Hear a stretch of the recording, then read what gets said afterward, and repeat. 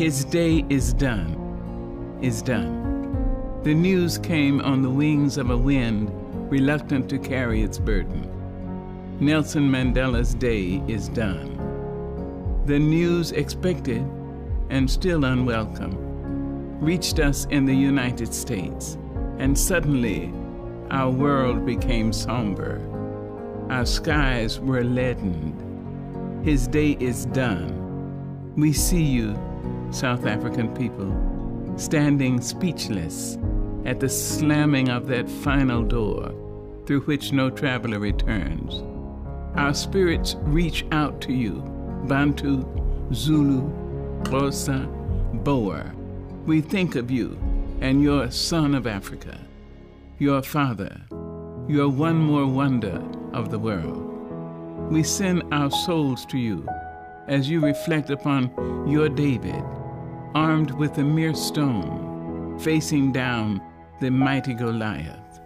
Your man of strength, Gideon, emerging triumphant, although born into the brutal embrace of apartheid, scarred by the savage atmosphere of racism, unjustly imprisoned in the bloody maws of South African dungeons.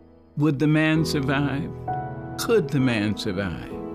His answer strengthened men and women around the world.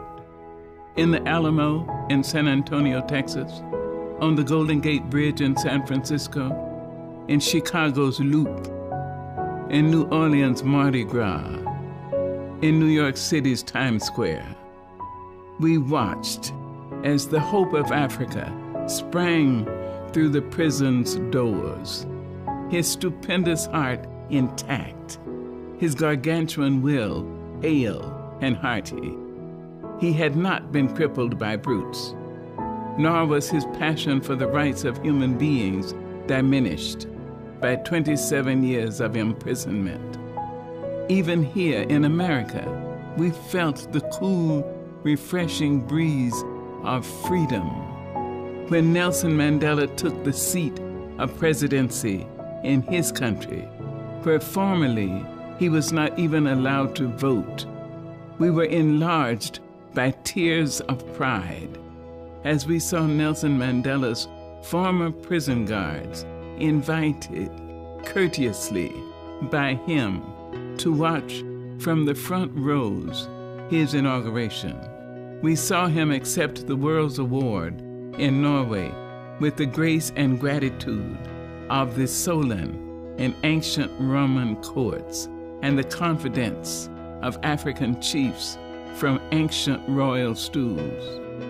No sun outlasts its sunset, but will rise again and bring the dawn.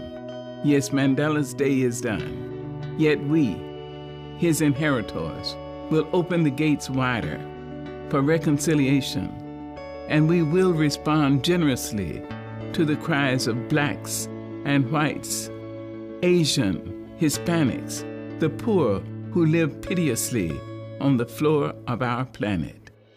He has offered us understanding. We will not withhold forgiveness, even from those who do not ask. Nelson Mandela's day is done. We confess it in tearful voices, yet we lift our own to say thank you. Thank you, our Gideon. Thank you, our David, our great courageous man. We will not forget you. We will not dishonor you. We will remember and be glad that you lived among us, that you taught us, and that you loved us all.